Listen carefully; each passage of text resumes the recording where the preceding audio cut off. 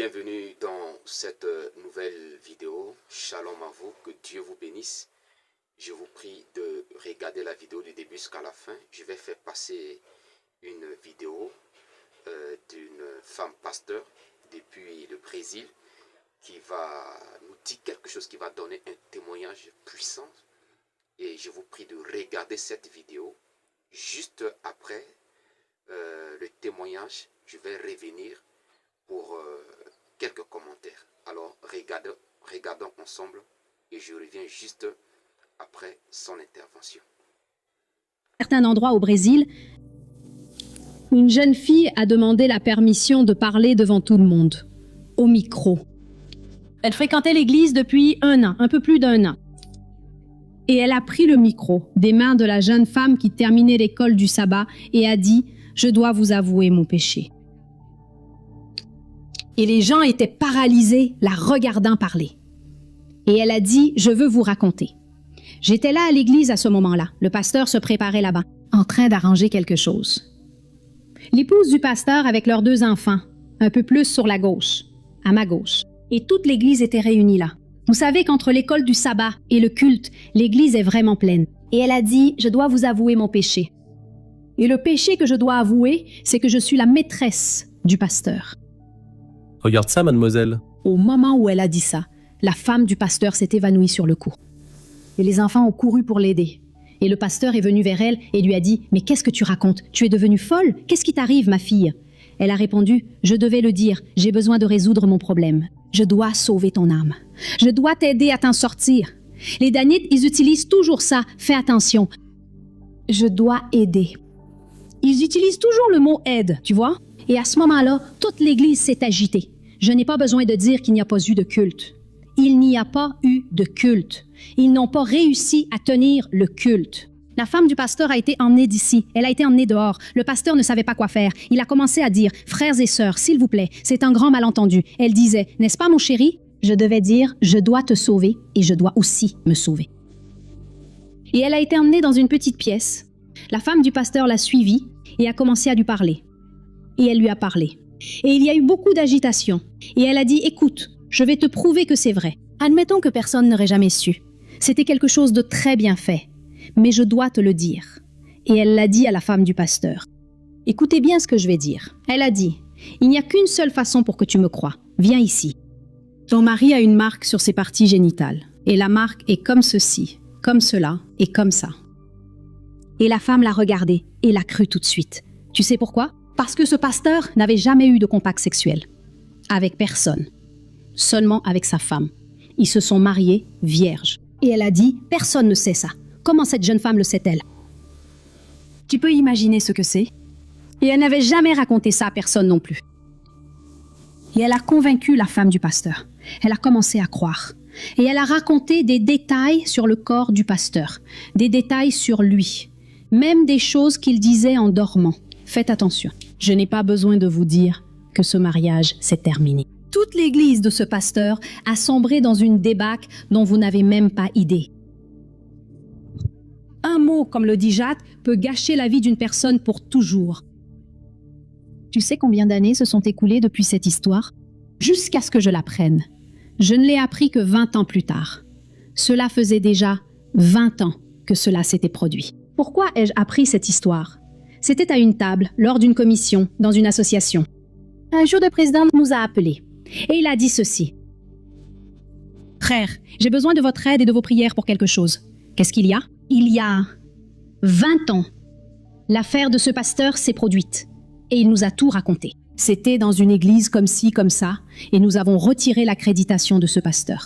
Et ce pasteur est parti à la campagne, et il est resté seul. Sa femme s'est remariée, elle a d'autres enfants, elle vit sa vie. Mais j'ai été appelée. Écoutez le président nous raconter. J'ai été appelée, il y a quelques jours, j'ai été appelée chez une dame aux cheveux tout blancs, mourante d'un cancer.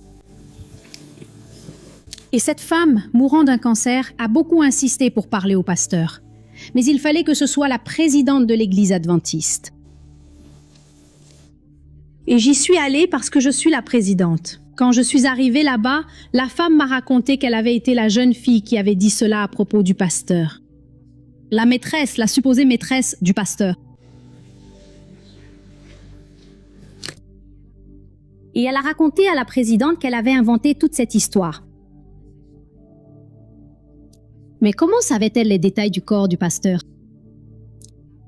À l'époque où elle était tombée amoureuse du pasteur, elle travaillait comme femme de ménage à l'hôpital. Et le pasteur a été hospitalisé, faites attention, hospitalisé pour une opération de l'appendicite et il s'est senti très mal. Et elle était amie avec une infirmière.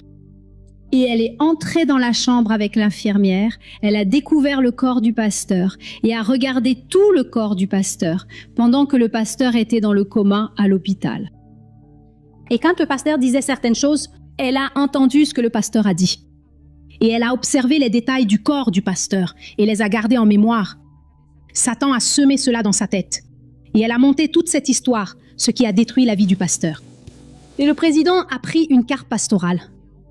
Il est allé dans la petite ferme où le pasteur, ce pauvre pasteur, le calomnier, se trouvait. Et il est venu vers lui et a dit, accompagné d'une délégation de frères, « Pasteur, je suis venu ici pour te rendre à nouveau ta carte pastorale. Nous avons découvert que c'était un mensonge. » Tu sais quelle a été la réponse du pasteur, mon frère? Le pasteur a dit, « Est-ce que vous me rendez aussi ma famille et mes enfants?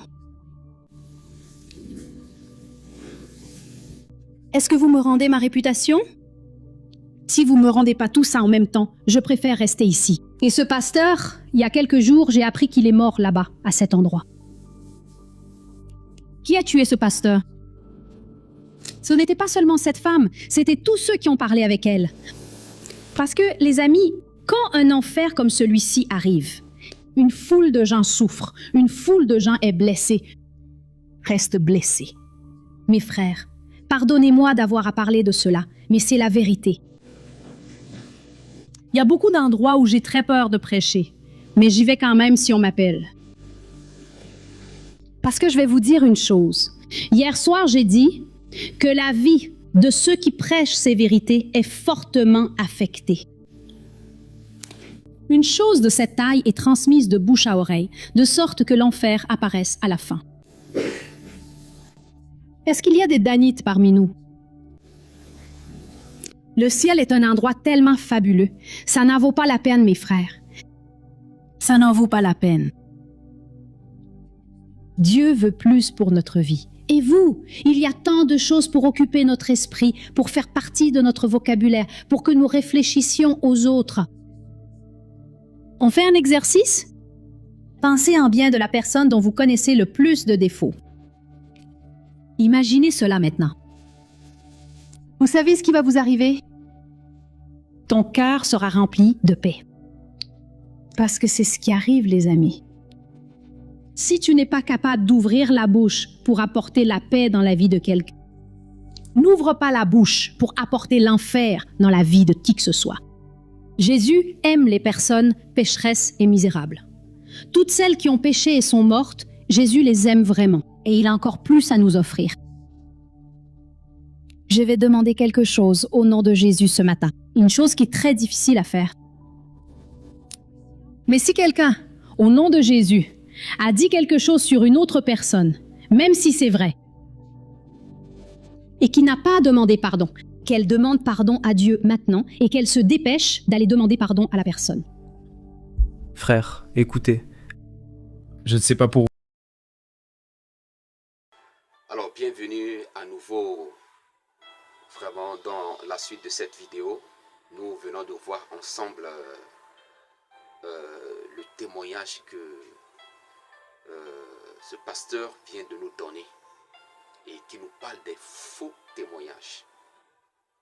Et on a beaucoup de situations comme ça dans la vie. Beaucoup de vies. Beaucoup de vies sont détruites à cause des faux témoignages. Il y a des gens qui ont détruit le foyer des autres par leurs faux témoignages. Il y a des gens qui ont poussé un parent à perdre son travail juste à cause de faux témoignages. Mais on n'imagine pas le dégât que cela cause, mes frères et sœurs. Le faux témoignage. Dans la Bible, nous avons vu des faux témoignages.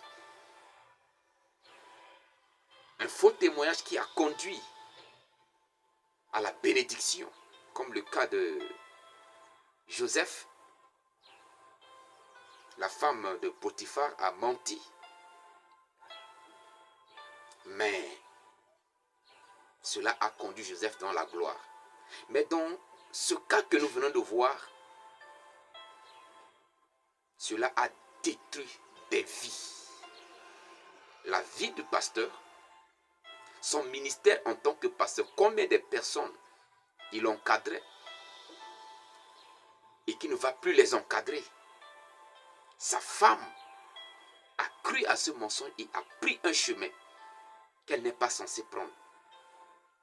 Ses enfants, ses collègues pasteurs qui avaient confiance en lui mais qui n'ont plus confiance en lui. Bien-aimés dans le Seigneur, nous devons faire très attention avec les faux témoignages. Souvent, on donne des faux témoignages pour prendre la place de quelqu'un. Souvent, on donne des faux témoignages pour salir quelqu'un et se présenter comme la meilleure personne. Mais on n'imagine pas l'ampleur de la conséquence. Et beaucoup de vies sont détruites comme ça. Voyons ce que la parole de Dieu nous dit. Quelques versets, nous allons prendre 2 versets dans le livre de Proverbes. Nous savons déjà que dans les 10 commandements de Moïse, il est interdit de dire de faux témoignages. Proverbe, le chapitre 4, le verset 24 dit ceci. Écarte de ta bouche la fausseté, éloigne de tes lèvres les détours. Mes frères et sœurs, nous devons écarter de nos bouches la fausseté. On ne doit pas dire le mensonge. Et n'oubliez pas que le diable est le père des menteurs. Quand j'ai regardé cette vidéo, cela m'a beaucoup fait de la peine parce que cela m'a rappelé certaines choses que j'ai vécues dans le passé. Cela m'a rappelé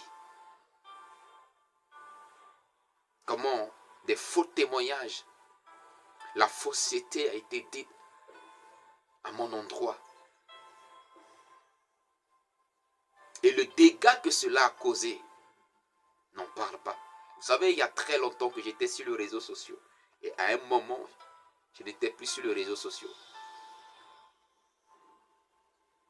Parce que on est parti même sur des réseaux sociaux pour dire des choses dans le but de salir mon image. Mais je bénis le Seigneur que je suis encore sur des réseaux sociaux en train de parler de Jésus-Christ. Mes frères et sœurs, combien de personnes sont détruites complètement à cause des faux témoignages. Le deuxième verset se trouve dans Proverbe, le chapitre 6, le verset 16 au verset 19. Et la Bible nous parle des choses que Dieu est. Proverbe chapitre 6, le verset 16 au verset 19, il est écrit. Il y a 6 choses que est l'Éternel. 6 choses que Dieu n'aime pas. Et même 7 qu'il a en horreur. En horreur, excusez-moi. 1. Les yeux hautains. 2. La langue menteuse.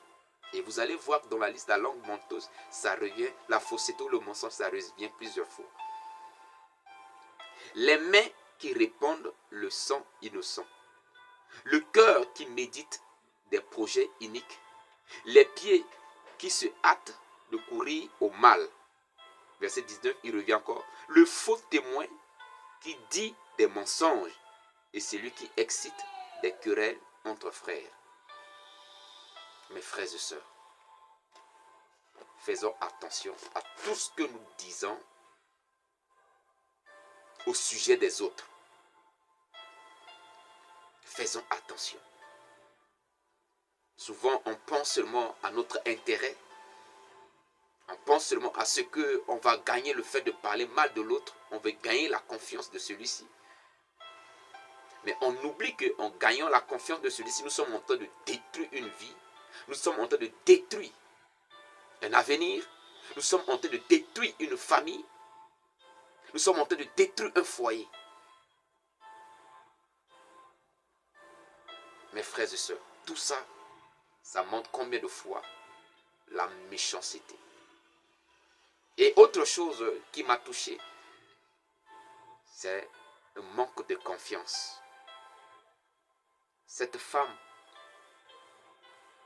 a perdu la confiance à son mari. Ses collègues, tous ceux qui étaient autour du pasteur, personne n'a dit que bon, dans cette affaire, on va aller chercher la face de Dieu. Personne n'a dit que il est un être humain, peut-être il est tombé. Comment on va faire pour l'aider? Mais tout le monde a tourné le dos à ce dernier. Vous vous rappelez, quand on a amené cette femme, je n'encourage pas le péché. Mais est-ce qu'il fallait crucifier le pécheur? Est-ce qu'il faut lapider le pécheur? Ou aider le pécheur à se repentir? Quand on a amené cette femme qu'on a attrapée en flagrant délit d'adultère,